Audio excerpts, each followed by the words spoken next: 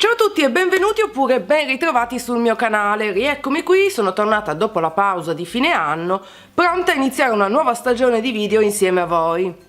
E ho pensato di iniziare con una serie che negli anni passati, per motivi a me ancora abbastanza oscuri, sembra esservi piaciuta, ovvero, come avrete intuito dal titolo, la serie nella quale vi leggo i miei vecchi racconti che ho scritto quando avevo circa 20 anni, per cui mi preparo a entrare in una macchina del tempo che mi riporterà indietro agli anni 90. Molti di questi racconti sono decisamente autobiografici, altri invece sono più di fantasia. Per il video di oggi ne ho scelti alcuni che ricadevano nella categoria sensazione, ovvero avevo intitolato alcuni di questi racconti sensazione numero e andavo a descrivere un momento ben preciso della mia vita, quindi è un po' un viaggio nel tempo a tutti gli effetti. Si tratta di racconti molto brevi e poi ne ho selezionato un altro che è un po' a metà tra l'autobiografico e la fantasia. Iniziamo con il primo racconto che si intitola Sensazione numero 1. Tasto play. Tasto play. Una chitarra ed una voce, la sua. Sdraiati sul letto, luna di notte, io osservo la perfezione del suo orecchio. Sfioro con l'indice il percorso curvilineo che la cartilagine compie. Parto dall'attaccatura e ridiscendo fino al lobo. Lui si volta. La luce opaca gli illumina il viso smussando negli angoli. La sua voce accompagnata da una chitarra, la sua bocca chiusa circondata da un lieve accenno di barba. La sua voce accompagnata da una chitarra si distorce uscendo dall'amplificatore collegato al quattro tracce. Lui resta, immobile, avvolgendo il mio fianco con un braccio, gli occhi serrati. Sento il calore della sua mano sul mio fianco scoperto. La sua voce continua a sgorgare dall'amplificatore, occupa l'aria, invade l'ossigeno, conquista la polvere. Che poesia. Ancora non si muove. Sollevo la testa che tenevo appoggiata alla sua spalla e scruto attenta ogni centimetro del suo viso. Occhi, come camere oscure, sulla pellicola della memoria, fissano brandelli di quella faccia che forse per la prima volta guardo da tanto vicino. Le labbra carnose dischiuse, mosse da un fremito leggero, l'avvallamento in cui gli occhi giacciono coperti dalle palpebre. La fronte spaziosa, i capelli rasati, le orecchie perfette, il collo mosso dal respiro regolare. 3 ore di sonno. Mattina, sole di febbraio che taglia netto le colonne dei portici di Bologna. Destra, sinistra, un piede davanti all'altro. Nelle orecchie ancora la sua voce, negli occhi ancora la planimetria del suo volto. Ah, i giovani amori, amici miei, i giovani amori.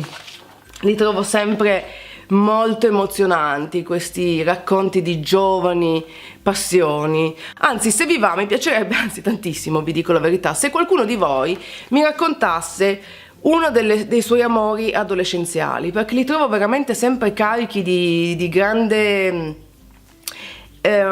intensità, ecco, mettiamola così. Anche questo racconto poetico, la perfezione dell'orecchio, cose che magari crescendo si perdono un po' ed è anche un male. Andiamo avanti con la seconda sensazione numero 20. Peraltro mi rendo conto che tutte queste sensazioni si riferiscono a persone diverse. Tenete presente che parliamo di un arco di 3-4 anni, giusto per dare un contesto. Sensazione numero 20. Il paradosso mi piace di lui. Fiammella traballante di una candela, seduti sul pavimento della mia stanza, la mia cameretta di quindicenne. Mi sta raccontando un episodio della sua infanzia, ma per quanto io mi sforzi non ci riesco a immaginarlo diverso da com'è, appoggiato con la schiena al letto, calmo, adulto. Adulto poi si fa sempre per dire. Proprio non ci riesco a immaginarlo bambino, forse perché questo atteggiamento pacato e riflessivo è la parte di lui che meglio riconosco. La voce tranquilla del perfetto narratore, ed ogni dettaglio sembra più vero del vero quando parla, come se avesse di fronte un'immaginaria platea da non poter deludere. E io non sono che una parte di questa platea, privilegiata in un certo senso. Il tono assorto, pause di riflessione con lo sguardo perso chissà dove. La puntina emette un caldo fruscio a contatto con il vinile. Torno a sedermi, onorata dallo sguardo che mi segue instancabile. Accendo una sigaretta. la sua testa appoggiata sulla mia spalla. Lascio che le mie dita scorrano tra i suoi capelli. Ora è come un bambino da proteggere, si lascia coccolare e l'aria si riempie delle note, non più della sua voce. Ciò che mi piace di lui è che può essere qualsiasi cosa ed il suo opposto. Il paradosso mi piace di lui. Adesso cambiamo invece genere e passiamo a un racconto leggermente più lungo che si intitola Chi vuole essere lieto sia, che in parte rileggendolo, diciamo che rileggendolo mi sono in parte riconosciuta ancora, e poi però un finale così che manda tutto su un altro piano. Preparatevi a un inizio bello depresso. Spoiler.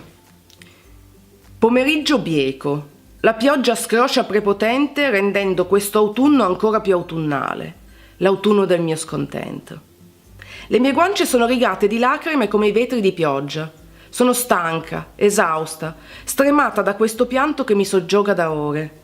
Come un sequestratore imperturbabile si è impossessato di me con la forza e incurante delle conseguenze mi trattiene nel suo covo, nella fattispecie un appartamento futuristico e freddo, il mio, ed è tutto un po' giocato tra questi contrasti. Non si può essere tristi per sempre, mi diceva mia madre da bambina. Neanche felici, le rispondevo io precocemente baudeleriana. La vita è fatta di opposti in lotta. Teoria molto orientale, yin e yang, bene e male, tristezza e gioia. Come dire, non c'è l'uno senza l'altro, non c'è il due senza il tre. La vita continua in ogni caso.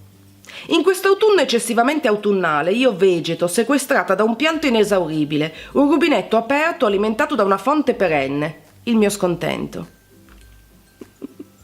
Lo so. Giunti fin qui a colpi di luoghi comuni, viene spontaneo interrogarsi sulle cause più che elencare gli effetti. Causa-effetto.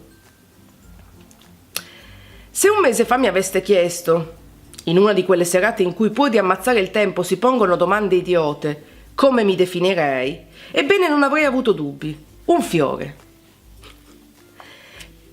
Prevengo i vostri eventuali commenti sarcastici. La definizione non ha nulla a che vedere con la fragilità e la bellezza che l'immagine può evocare. Il tipo di fiore a cui mi riferisco io è quello che cresce inspiegabilmente è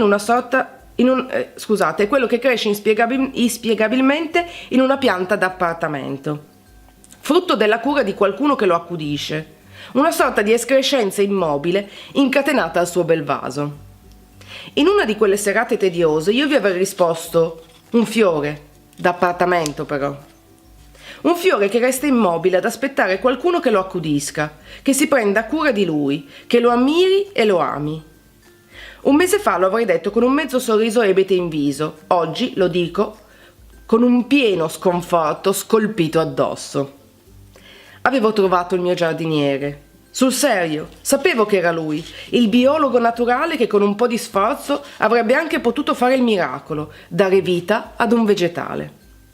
Restava inchiodata al mio vaso, ma avevo qualcuno da aspettare, eterne attese ma comunque per una buona causa, la mia. Dopo anni di reclusione, qualcuno era entrato nel mio mondo vegetale e l'aveva messo sottosopra, ed era strano, ma bello. La metafora del fiore è sempre stata calzante per quanto mi riguarda, ben pensarci.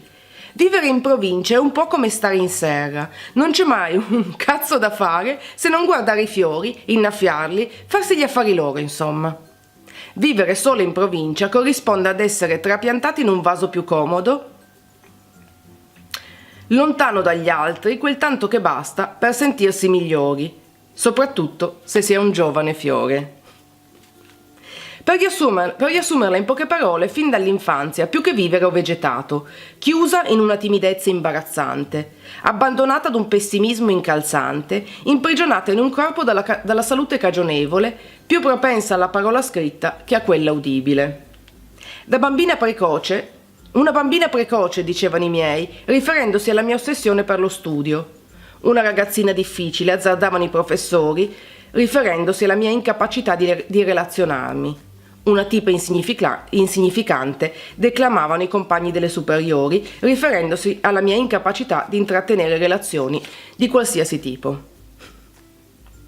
Passavo le giornate chiuse in camera, china sui libri, libri di ogni tipo, divoravo pagine su pagine. Ero famosa per aver imparato a leggere e scrivere prima di aver imparato a parlare. Balle. In realtà io parlavo benissimo, solo le mie affermazioni le tenevo per me. Leggevo e scrivevo, sempre e solo. Un fiore sì, ma molto intellettuale. Poi all'improvviso un pollice verde è entrato nella mia vita, quasi per sbaglio, forse attratto dal mistero che emanano i diversi. Un giardiniere testardo che voleva trasformare una pianta d'appartamento in un esemplare esotico da giardino botanico, una sorta di Dottor Frankenstein. Ho sputato nell'entusiasmo. Lui ha preso il vaso e l'ha portato fuori dall'appartamento, all'aria aperta, a contatto con il mondo, e il fiore, suo malgrado, si è aperto e sbocciato. Certo, non come un esotico vegetale, forse più simile a un non ti scordar di me, quelli che d'improvviso vengono fuori in primavera, dal nulla e senza motivo, senza darti il tempo di abituartici, scompaiono e nonostante il nome te li dimentichi. Avete mai pensato all'amore come una droga? Probabilmente sì, non è un'associazione così innovativa in fondo. Pensateci ancora. Siete mai stati innamorati sul serio? Non quegli amori da canzonetta melodica, quelli che fanno un gran male più che un gran bene. Per me lui era una droga. Un LSD potentissimo da cui ero totalmente dipendente. Se non lo vedevo per un giorno andavo in crisi di astinenza, avrei fatto qualsiasi cosa per lui, per averlo, qualsiasi. Io che per anni ero rimasta chiusa in me stessa avrei ucciso per non essere più sola. Avevo trovato un salvatore, un'ancora di salvataggio, una boa a cui aggrapparmi e Dio solo sa se non mi ci ero aggrappata. Abbarbicata come l'edera alla faccia del fiore d'appartamento. Restava il mio pessimismo, la mia salute cagionevole, ma avevo una relazione e non me la sarei lasciata scappare tanto facilmente. Però, ogni buon vegetale lo sa, presto o tardi arriva l'autunno. I fiori sfioriscono, la nebbia agli erticolli piovigginando sale e i giardinieri si trasferiscono nei paesi caldi alla ricerca di fiori esotici, ma veri. Il mio botanico estimatore è fuggito a Rio con Consuelo, un travestito brasiliano conosciuto in una delle squallide discoteche di provincia. Lui, che tanto amava l'esotico, poteva ora essere veramente felice. In quanto a me, ecco l'autunno del mio scontento. Fuori piove, non avendo più chi mi innaffia, provvedo da sola con fiumi di lacrime amare. Ma non si può essere tristi per sempre, diceva la mia mamma. Non può essere autunno in eterno, prima o poi torna la primavera, le piante rifioriscono, anche quelle d'appartamento, e chi vuole essere lieto sia. Quando l'ho riletto mi ha fatto molto sorridere perché parte tutto depresso e poi finisce così un po' ciao. E voilà! Questo era l'ultimo racconto che ho selezionato per il video di oggi, che mi sembra già discretamente lungo. Fatemi sapere quali dei 3 racconti vi è piaciuto di più. Se vi va, raccontatemi voi invece i vostri amori adolescenziali o quel che vi pare. Insomma, manteniamo vivo il dialogo perché mi piace sempre tantissimo questa interazione fra di noi. Come sempre, se questo video vi è piaciuto e volete che vi legga altri dei miei racconti scritti quando avevo 20 anni, cliccate mi piace in modo che io possa saperlo e lasciatemi un commento. Se vi va, io ogni tanto la butto lì, potete anche cliccare sull'icona della campana in modo da ricevere una notifica ogni volta che pubblico un nuovo video e non perdermi nel mare della vostra timeline su YouTube. Per oggi direi che non c'è altro. Un bacio gigante e noi ci vediamo alla prossima, ciao!